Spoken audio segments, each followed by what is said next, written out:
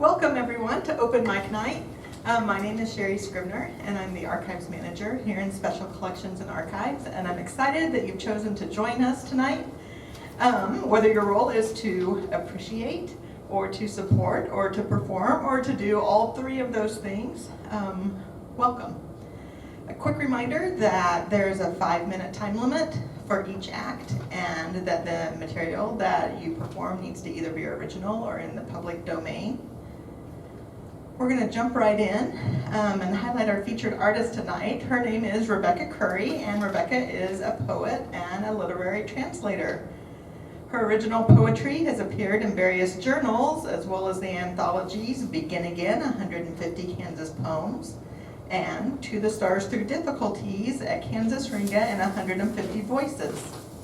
She's also been published in the chapbook Unreal Republics, which was published by Finishing Line Press. Her translations have appeared in journals including Ezra and the Evansville Review, and she is a recipient of the Willis Barnstone Translation Prize. Please welcome Rebekah Curry.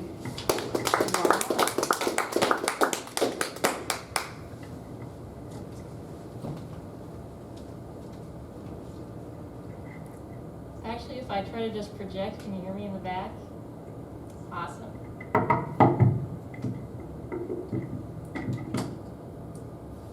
So as I was trying to decide what to read, I found that I had a convenient ready-made theme of poems inspired by other things. So the first one here I wrote when I was in graduate school in Austin, Texas. They have a really excellent classical music station down there, and on patriotic holidays they would try to highlight American composers. So I ended up writing this poem for one of the composers that seemed to take up a lot of their time, and it's called Aaron Copland. You bring us out into that rumored space. They told us it existed, where we ran our fingers over rivers, tried to trace the crags of abstract mountains. As we scan the Atlas territories, what we see is only heard, a swath of prairie grass, the landscape of a single stone or tree, cold water in some Appalachian pass. We listen to imagine that we live in bodies made for dancing, that we know what lies beyond our borders. All you give is bright conjecture. We can never go where theories of horizon lead the eye towards distances the color of the sky.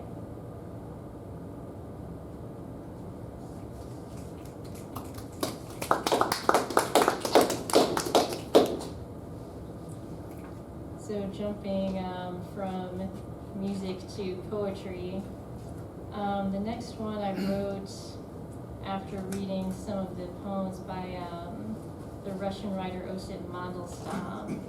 He lived from 1891 to 1938, and unfortunately got on the bad side of Stalin, which, as you might imagine, did not end well for him. So this is a poem for Osip Mandelstam, and just as a note, the Neva that's mentioned in the poem is a river in Russia that he mentions in his own poetry. I don't even know you. You are the stranger, sitting with me in a frost-bitten train station, where neither of us wants to be.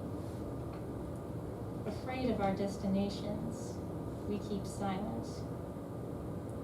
You begin to murmur under your breath of the lemon neva in the heavy rose, the unconcerned sun on a crust of snow.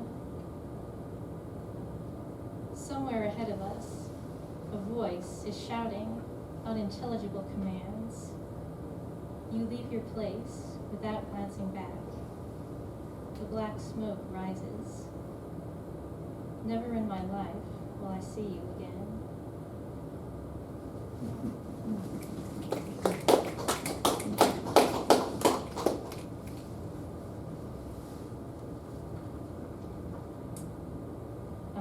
So after a poem about an actual Russian poet, we actually have a poem about a fictional Russian poet. Although the title character did not exist at all, I guess I had in mind somewhat the poet Joseph Brodsky, who was exiled to the U.S. in the 1970s and ended up teaching at a number of American universities. This one is called Ostrovsky in the Rainforest, 1974. All this is too much. The green, rampant on another green, the yellow and scarlet petals of bird of paradise. All this is strange to him. He is used to months of ice, and has only ever seen such profligate array, painted as a picture in a child's geography book. He turns his head to look for the guide the college sent to show him around the town, and finds her a step behind. She gives a smile, meant once more to reassure. Somewhere a toucan croaks. The zoological park, she said, was their final stop. He must accustom himself to all that is too much, must make his poems contain this green America. He reaches out to touch the flowers seen on the page some 20 years ago, but now alive with the drops of artificial rain.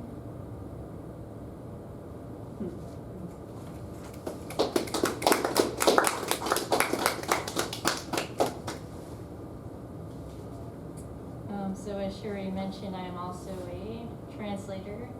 So I'm reading just one translation tonight, but this is by the late 19th, early 20th century German poet Rainer Maria Rilke. It's called Autumn Day. Lord, it is time. The summer was so vast. On the sundials, let your shadow fall, and in the meadows, let the wind move past. Command the last fruits to swell upon the vine. Grant them still 2 more southern days to thrive. Press them to ripe fulfillment there, and drive their final sweetness into heavy wine. The one who has no house now will build none.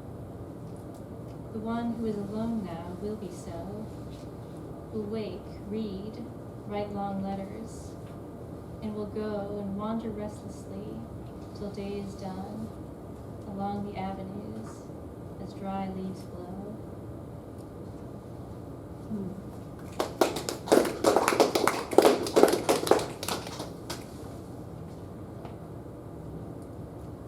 So my last piece tonight was actually inspired by Shakespeare's play The Tempest, which I'm sure that many of you are familiar with. So, as you may recall, it's about the magician Prospero and his daughter Miranda, who are marooned on an island. And I found myself imagining an alternate ending for the play where rather than leaving the island and finding true love and so forth, things turn out very differently. So this is called Miranda's Island.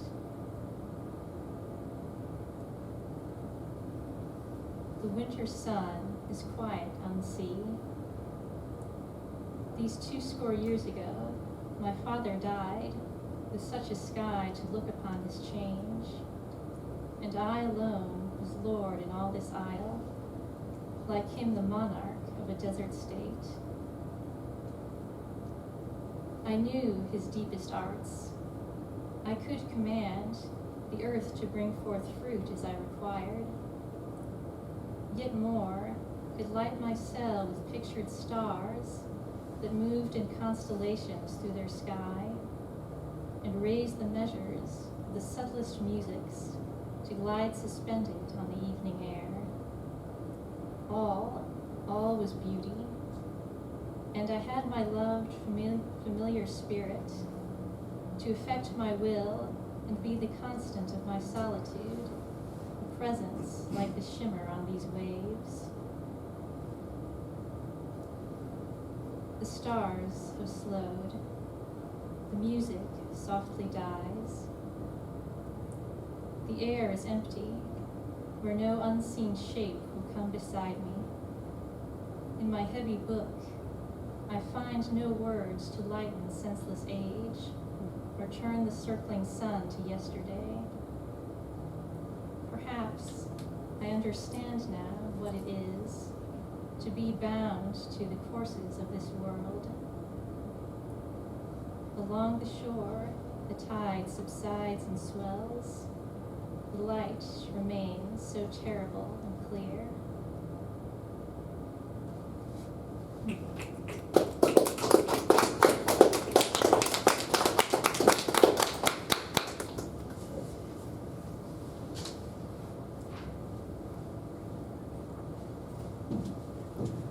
Thank you, Rebecca. All right, we will next hear from Leroy Denson.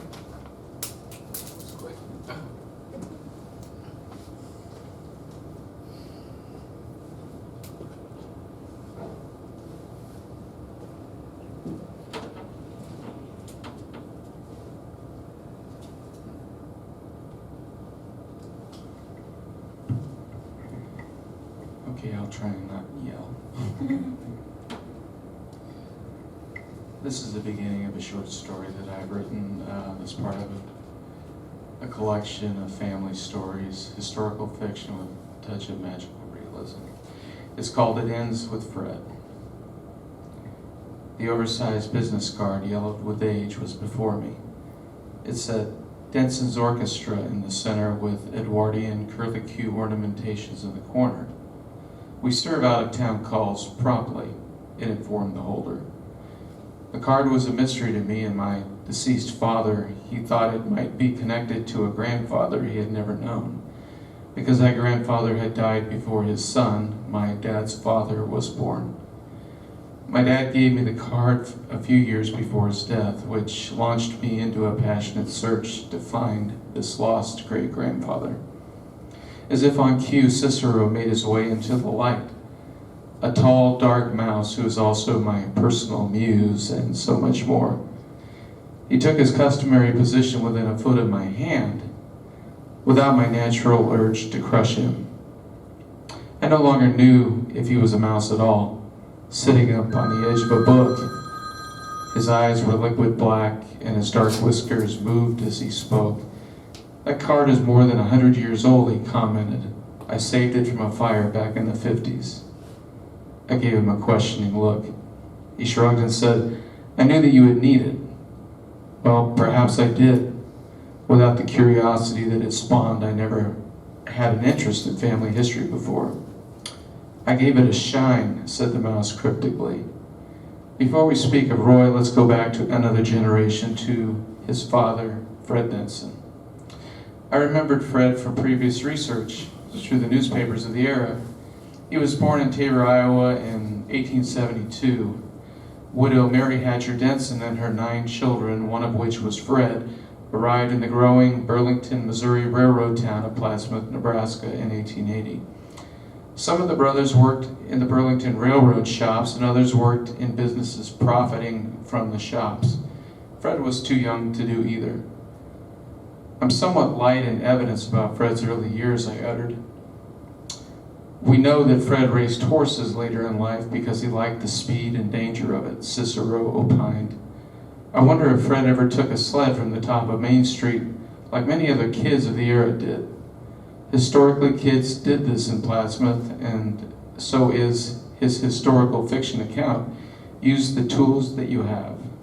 Obviously, Cicero knew something. I began to type. Come on, Fred. Fred followed the trail of boys up the steep hill, pulling their sleds behind them with a short rope. Plattsmouth was on the Nebraska side of the Missouri River, and still is, with the Platte River on the north side of town. It was settled in an old riverbed on the western side, and it was a steep climb up to the flatland. Main Street went right up the side to the top, and the eastern side went through the center of town by the district courthouse and the county jail. In February, the river sometimes froze over. Several boys were making the climb next to the sledding path. Stopping near the top for a break, Fred looked above the other boys, making billows of smoke with every breath. It was cold and still, except for the crunching and movement in the snow. Each boy wore a knit cap, wool mittens, wool scarves, and rosy cheeks. Although the boys were barely aware of it, wood smoke was ever present. Stovepipes and chimneys were smoke engines around town, and there was little movement on the city streets far below. The sky was brilliant blue, and the surrounding trees' branches glistened with deadly ice. Sam was the first boy positioning his sled down the hill toward the Missouri River. He lay down the sled and let go. It was not a slow takeoff. His speed seemed comparable to a train at high speed. His small form became tinier and tinier as he went down the hill, over empty city street intersections. Finally, he passed the grand courthouse. These were normally busy streets with horses and wagons passing over as well as pedestrians, but everyone knew during winter, especially after a snowstorm, kids would come down the hill on sleds. They normally screeched excitedly, so town folks were warned of their coming. One after the other, they went down the hill until it was just Fred and Columby. His name was Columbus, but everyone knew him by his nickname. "If you're not scared, race me," said Columby with an evil smile. That's all I'll do. Thanks.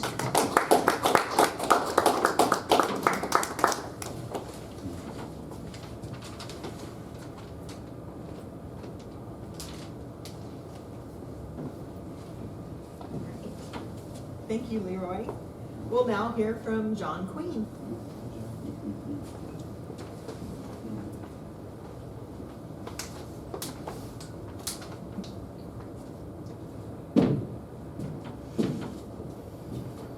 I have a pretty good voice. Can you hear me back there? Okay. Everybody thought I was mean when we were raising our children because of my voice. And they finally figured out that there was nothing to be afraid of. This started in York, Maine. It's just a short little poem. Last summer, we were walking along the Atlantic Ocean, sunrise. We've been there many times. And we get back to where we get up off the beach to go to the motel. And there's this woman, excuse me, a little nervous. She's sitting on the sand. And she's got her arms up to the sky like this. And that just kept going in my brain. So I call this the little blue dot. And then it was here, 4 billion years ago. A little blue dot turning just right.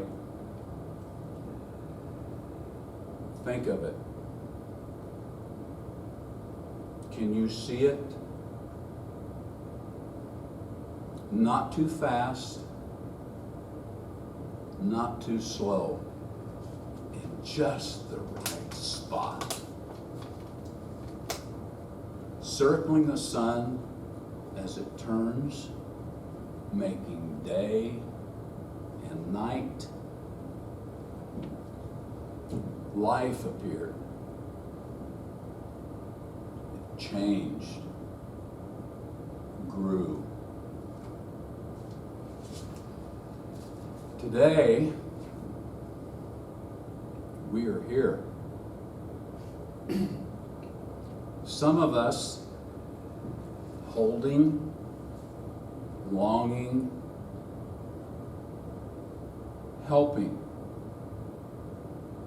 loving, hurting, crying, starving, fighting, and killing. What have we done?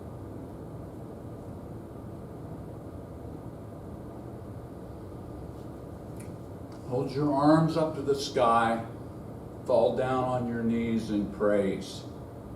We're on this little blue dot.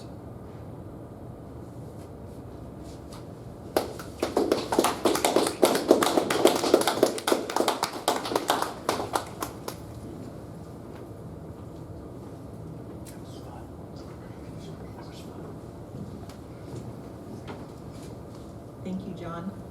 We're now going to hear from Abby Boning.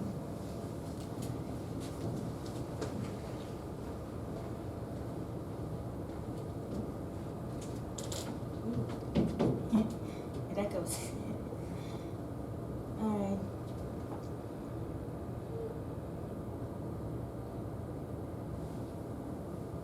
So this is a poem I wrote recently. No real story behind it. Maybe later. Just get right into it. All right.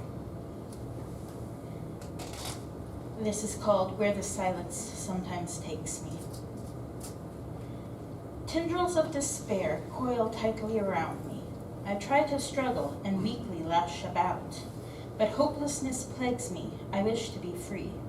I'm defeated, this battle lost, no doubt, held captive by an indifferent abyss. My silent pleas echo inside, they want out. My joyful song now silent, I will miss the only life I lived. I must now remake. Am I enduring a metamorphosis? Misery is causing my facade to break. I can no longer conceal my growing fear that my life up to this point was a mistake. My life can be more. I have nothing to fear.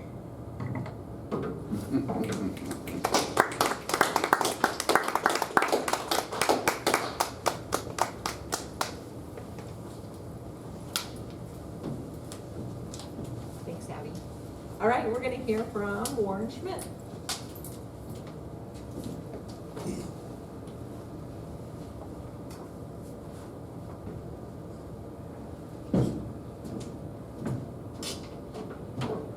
Thank you for having me. I think I'll just do it without the mic. I'm pretty loud anyway, so. I've been writing for probably about 3 years. I just kind of out of the blue kind of started doing it. I've worked at John Deere for many years, and of course I farm also. I grew up as a farm kid all my life. Grew up in the pit of a milk barn. But I started writing inspirational pieces. I was a cancer survivor of about 10 years ago, pancreatic cancer, and I lived to tell about it, and I thought maybe I could do some good in this world, and maybe change would appear for me. But I'll start by one. Some of these I'll read about 3 of them that I've done. This one here I wrote probably about a year ago, and I've always kind of liked it. It's called Follow Your Dream. The weekend is soon to greet us. The past week challenges awaiting us no more. Our mind finally calm, seeking a peaceful place. A domain far off in a special space. A Disney sort of place with fun thoughts taking place. But not a big race for us to chase. A sanctuary of sorts. A place to reflect, yes, connect with our world. For in much wonder we ponder that dreamland like no other. That carefree life as a child that we remember. Those good times when our families are together. To go walk with a friend who you long for. Gazing upon the night stars in wonder. That glowing smile of an infant child. The rainbows and rain that have graced our skies. Just let life's grace change your pace as your new domain awaits you. A journey with real opportunities to chase. The many objectives that you will embrace, bringing to light your newfound success. You see, as you cannot wait, be in pursuit of your fate. Life's goals are what you make, for it is never too late. So with an intense mission, let us envision a carefree lifestyle that lasts for a while. a world of peace and plenty, that biblical land of milk and honey. To let loose our nature and see life as funny, for laughter the cure to living life longer. For be on your guard as living life can be pretty hard. Our world by design helps keep us aligned. As you see, nothing is for free. But with effort, you will succeed. Just believe that you will achieve. As you sow your life's seed, your life's crop will exceed your dreams. For as the light of the divine will be your guide to this amazing experience known as life. So with all your might, keep your goals in sight. Always be at your best. For this life is a test. So get with it, just live it. This is surely your dream.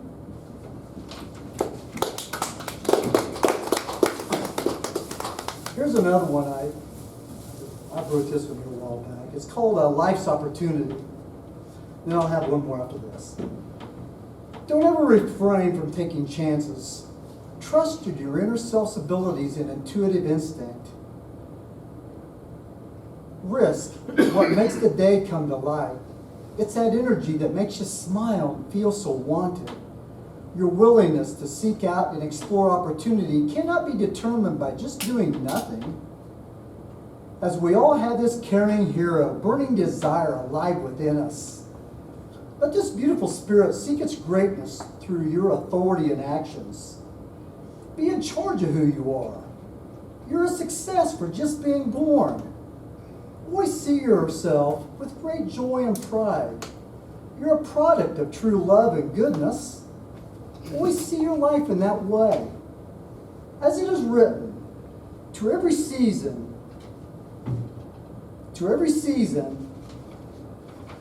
get this right. To everything there is a season, and a time to every purpose under the heaven. We are here by purpose to make this world a beautiful space, to reflect, yet connect with our Creator. This union with heaven and earth is called living your life to its fullest. Just remember, you're the best. Help others to find that light, that goodness that glows within. There you will experience the true richness of this life's grace.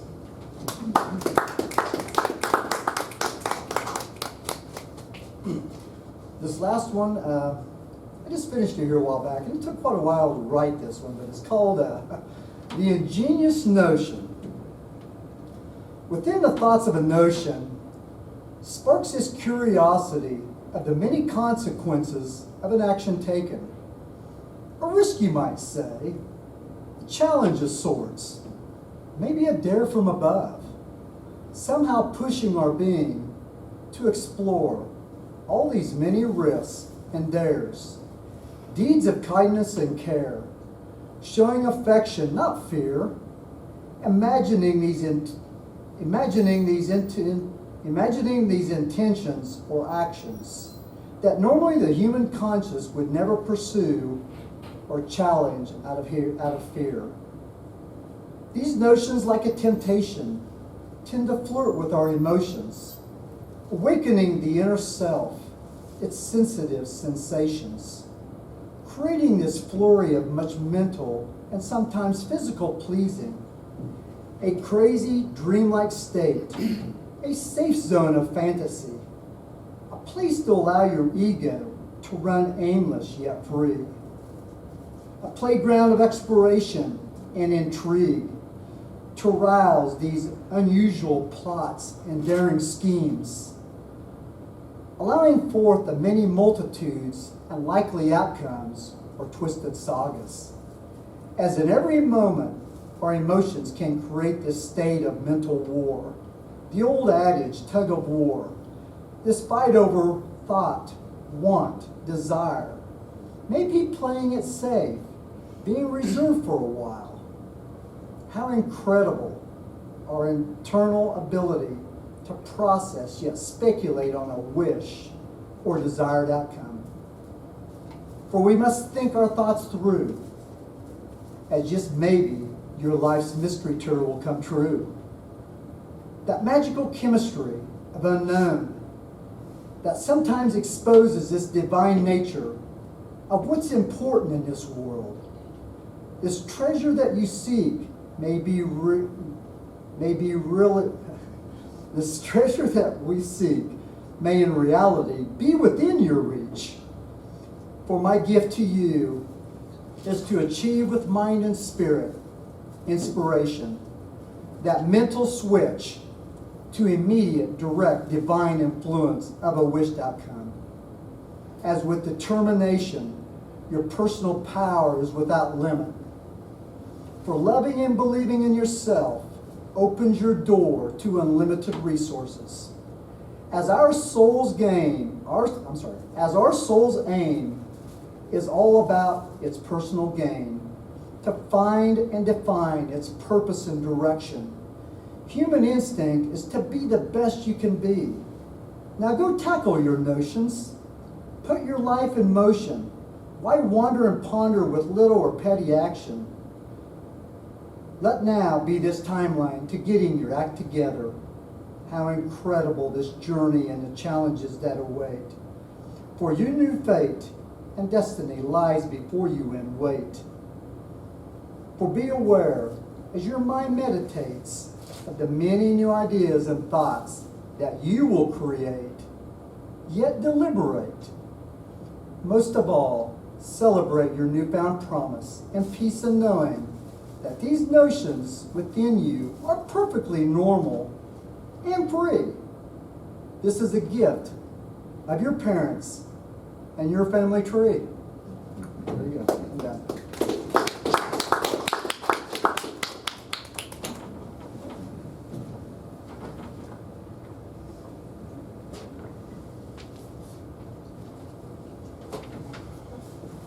Thank you, Warren. All right, we'll next hear from Jacob Gerber.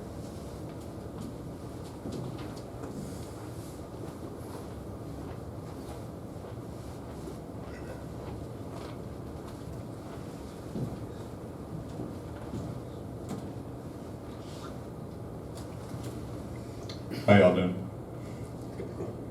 All right, I figured I'd start off here with a Thanksgiving themed poem.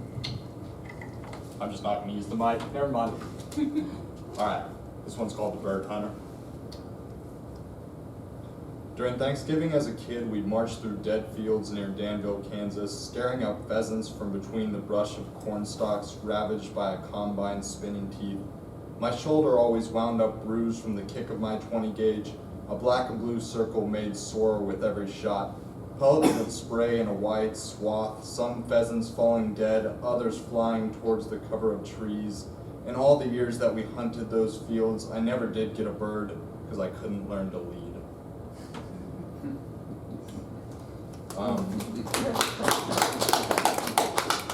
This one's called Thursday on Exchange. The fog of our breath rolls with the smoke from a one-hitter. Leaves litter the gutter, glass litters the ground. Vodka bottles are made to be thrown from rooftops, made to shatter broken sidewalks and light up the streets from the reflection of the shards off of cars' shining lights. We exhale another spliff and loft another fifth, a six-pack waiting in the wings.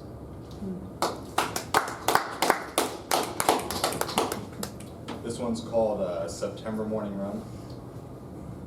The first frost has robbed me of my breath, but has done nothing to dull the colors of the blooming canola. The fields on either side of the gravel street glisten, each bit of ice setting pastures ablaze by the sun's morning haze, a yellow sea of crops burning across the empty country lots. And this last one is not my own. It is in the public domain, though. I did check beforehand. It's Invictus by William Henley. I discovered it during a not very great time in my life, and I come back to it when it gets that way sometimes. And yeah, here we go.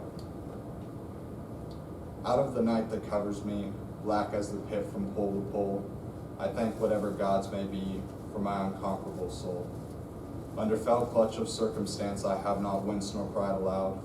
Under bludgeonings of chance, my head is bloody, but unbowed. Beyond this place of wrath and tears looms but the horror of the shade. Yet the menace of my years finds and shall find me unafraid. It matters not how strait the gate, how charged with punishment the scroll. I am the master of my fate. I am the captain of my soul. That's